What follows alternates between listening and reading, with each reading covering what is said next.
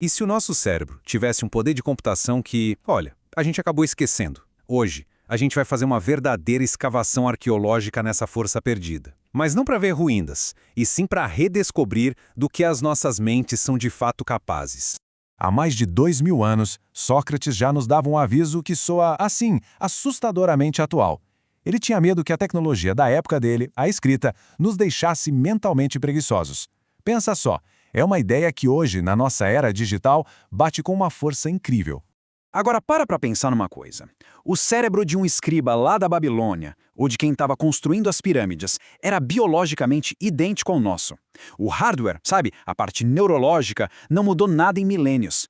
E aí é que a gente chega na pergunta central dessa análise. Se o equipamento é o mesmo, por que o resultado do trabalho deles parece tão mais robusto? Como é que eles conseguiam fazer malabarismos com cálculos super complexos sem as ferramentas que a gente hoje acha que são essenciais?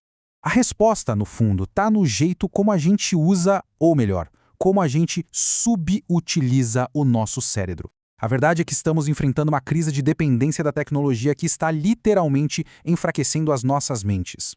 Já existe até um termo para isso: demência digital.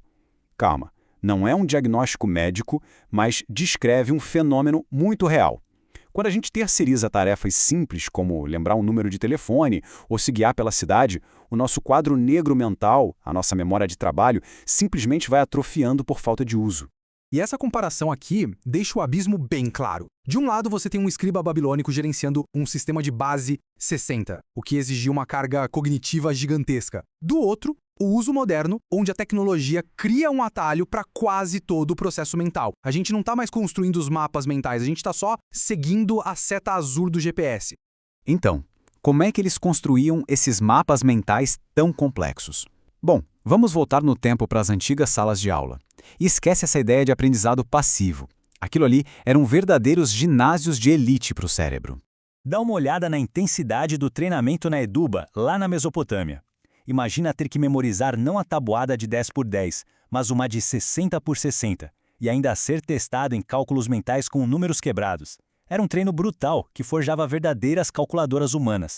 Lá no Egito, a coisa era tão exigente quanto. O sistema de numeração deles, apesar de ser visualmente incrível, era complicadíssimo para fazer contas no papel. Mas foi justamente essa dificuldade que forçou eles a terem uma sacada genial: desenvolver um algoritmo mental super poderoso para contornar o problema. E o legal é que esse algoritmo é algo que a gente pode aprender e usar até hoje. É uma prova concreta do poder cognitivo que a gente está discutindo aqui.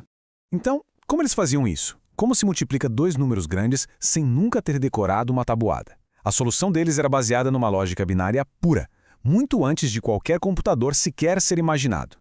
Ok, vamos com calma aqui para entender esse processo. Para multiplicar 19 por 35, um escriba egípcio faria duas colunas. A primeira começa com 1, a segunda com 35. Agora o processo é bem simples. A gente vai dobrando os números em cada linha.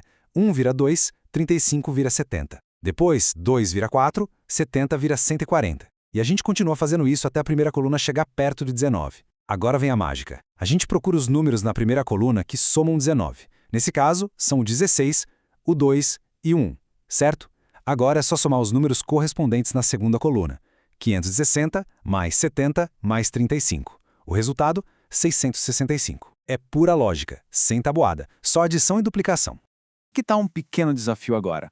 Pausa um pouquinho e tenta resolver 21 vezes 25 usando esse método. É um jeito fantástico de sentir na pele como esse antigo músculo mental funciona. E olha, essa genialidade toda do Egito não foi um caso isolado, não. Pelo mundo todo, várias culturas, sem nenhum contato entre si, desenvolveram seus próprios sistemas cognitivos incríveis para lidar com a matemática. E o que a gente vê aqui é um resumo poderoso dessa diversidade.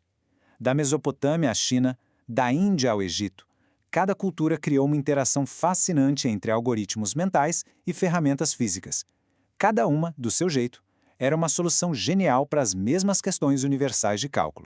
Se a gente for para a China, por exemplo, eles usavam varetas de bambu num tabuleiro, combinando o toque com a memorização. Já na Índia, os sutras védicos eram como atalhos mentais para fazer contas na velocidade da luz. E os Incas, que é mais impressionante ainda, mesmo sem um sistema de escrita, criaram o tabuleiro Yupana, uma ferramenta genial para otimizar a multiplicação. Tá, mas e aí? Como a gente pode reacender essa força hoje? A resposta não é abandonar a tecnologia, claro que não, mas sim mudar a nossa abordagem com a matemática, transformando ela de uma tarefa que dá medo em uma ferramenta para fortalecer o cérebro. Tem uma frase do Galileu Galilei que captura isso perfeitamente. Ele disse que a matemática é a linguagem do universo. E se a gente encara ela assim, não como um monte de regras, mas como a gramática da realidade, ela vira uma ferramenta de descoberta e não de ansiedade. Métodos de ensino mais modernos, como o modelo de área, fazem exatamente isso. Eles deixam a lógica visível, sabe? Ao contrário do algoritmo tradicional, onde você só sobe sem entender direito o porquê, o modelo de área te mostra que você está, na verdade, multiplicando 10 por 10 para chegar em 100. Essa transparência constrói uma compreensão muito mais profunda. E esse fluxograma aqui mostra o que acontece dentro do cérebro. O foco tradicional em velocidade e em decorar coisas dispara uma resposta de estresse que literalmente bloqueia a memória de trabalho. Isso cria um ciclo vicioso de erro e ansiedade. Já uma abordagem lógica, que te dá vários caminhos para resolver um problema, apoia a memória e constrói confiança. E é daí que vem o que a gente chama de senso numérico. É como uma rede de segurança. Se alguém esquece de um fato decorado, tipo quanto é 8 vezes 7, não entra em pânico. Em vez disso, reconstrói a resposta de forma lógica, talvez lembrando que 7 vezes 7 é 49, e aí é só somar mais 7. Essa flexibilidade, isso sim, é a verdadeira fluência. E isso tudo nos traz de volta ao começo. As mentes dos antigos não eram biologicamente melhores, elas eram apenas mais exercitadas. Ao tratar a matemática não como uma prova, mas como uma academia para o cérebro, a gente pode combater essa atrofia digital e reivindicar nossa força cognitiva. A pergunta no fim não é sobre o quão inteligentes eles eram, mas sim, qual será o primeiro passo para redescobrir o poder que já existe na sua mente.